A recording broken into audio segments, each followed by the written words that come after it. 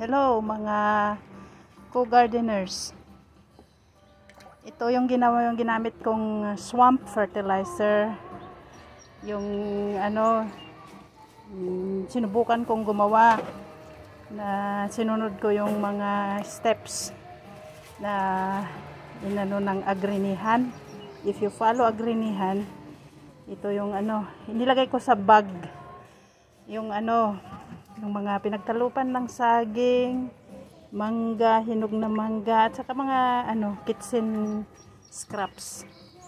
Saka yung kinuha ko yung mga old na mga dahon ng yung sa baba, dahon ng mga kamatis, at dinamp ko rin dito.